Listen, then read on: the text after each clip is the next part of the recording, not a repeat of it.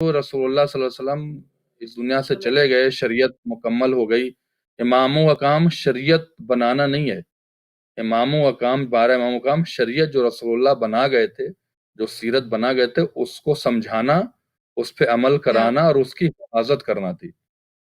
مولا امیر المومنین السلام نے جو بھی تکلیف اٹھائی ہے ثقیفہ سے لے کے اور کوفہ تک، وہ صرف اس لیے اٹھائی ہے، ورنہ حضرت علی کو تو کوئی آنکھ نہیں دکھا سکتا تھا اگر وہ چاہتے تو، کہ رسول اللہ کی سیرت، رسول اللہ کے شریعت اور رسول اللہ کا جو کام اتنی مشکلوں سے ہوا ہے وہ باقی رہ جائے۔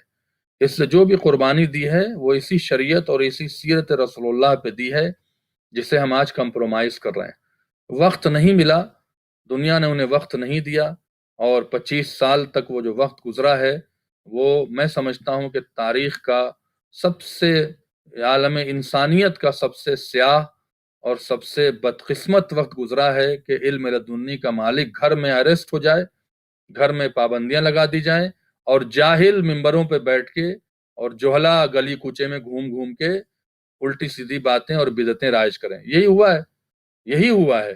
تو اور بنی امیہ کو اتنا نوازا گیا ہے، جس بنی امیہ نے سب سے زیادہ نقصان پہنچایا تھا رسول اللہ کے خانوادے کو بھی، رسول اللہ کی شریعت کو بھی۔ اس کے بعد جب وقت ملا تو حسد اور بغض کی بنا پر کام کرنے نہیں دیا گا امیر المومنین السلام کو، اور 3-4 سال کی خلافت میں کتنی جنگیں کھڑی کر دیں، اور رسول اللہ کی اس سیرت اور اس کو بچانے کے لیے مولا امیر المومنین آخرکار قتل کر دیے گئے۔ امام حسین السلام کو بھی اسی طرح سے وقت نہیں دیا بنی امیہ کے لوگوں نے۔ امام حسین السلام کے ساتھ جو ہوا بنی امیہ کے لوگوں نے کیا۔ چوتھے امام کو بھی یزید نے رہا کرتے وقت کہا اگر آپ تبلیغ کریں گے تو ہم آپ کو قتل کر دیں گے۔ اسلام کی تبلیغ جہاں روکی جا رہی ہے، سمجھیے یزیدیت وہاں کہیں نہ کہیں پروان چڑھ رہی ہے۔ جب 5ویں امام کا دور آیا اور بنی امیہ اور بنی عباس لڑے تو 5ویں امام کو کچھ موقع ملا، کچھ مہلت ملی، جو انہوں نے اس علوم کو بانٹنا شروع کیا۔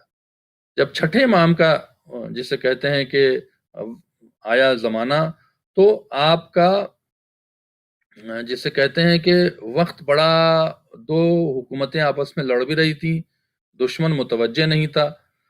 جو 6 امام نے کام کیا ہے اسے سمجھنے کی کوشش کریں۔ 6 امام نے اپنے دور میں، آپ پہلے امام سے لے کر اور 11ویں امام تک، 12ویں امام تو پردے غیب میں چلے گئے، ظاہری طور سے نواب اربعہ کے علاوہ ان کے کوئی صحابی نہیں تھے، ظاہری طور سے تھے ہی نہیں، سامنے تھے ہی نہیں کہ صحابی ہوں۔ 4500 صحابی ہیں ٹوٹل، 4500 صحابی ملتے ہیں پہلے امام سے لے کے 11ویں امام تک۔ ان 4500 صحابیوں میں 4000 صحابی صرف 6 امام کے ہیں، یعنی اتنے صحابی پیدا کیے تھے۔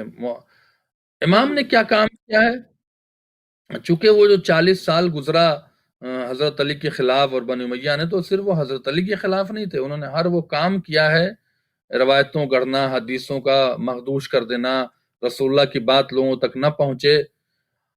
امام نے کیا کیا کہ جو حدیثیں بنی امیہ نے مخدوش کر دی تھیں، جو باتیں مٹا دی تھیں، جو باتیں ہٹا دی تھیں، موقع ملنے کی بنا پر 6 امام نے ان حدیثوں کو پیوریفائی کیا، مطلب نکالی ہیں ساری چیزیں، اور نکالنے کے بعد آگے تاکہ یہ حدیثیں مخدوش نہ کی جائیں، اور آگے ان حدیثوں پہ امام کو پتا تھا کہ ہماری 11 اماموں کی زندگی تو 100-200 سال میں ختم ہو جائے گی، لیکن شریعت کو جانا ہے قیامت تک، لہٰذا 400 صحابیوں کو، آپ دیکھیں جو بات کہہ رہا ہوں، 400 صحابیوں کو آپ نے اپنی گائیڈ لائن میں کہا کہ تم اصول اس طرح سے اصول بناؤ حدیث و روایات کا، کہ کون سی حدیث صادق ہے، کون سی حدیث سچی ہے، کون سی حدیث موثق ہے، کون سی حدیث نہیں ماننی چاہیے، کون سی حدیث کو تسلیم کرنا چاہیے۔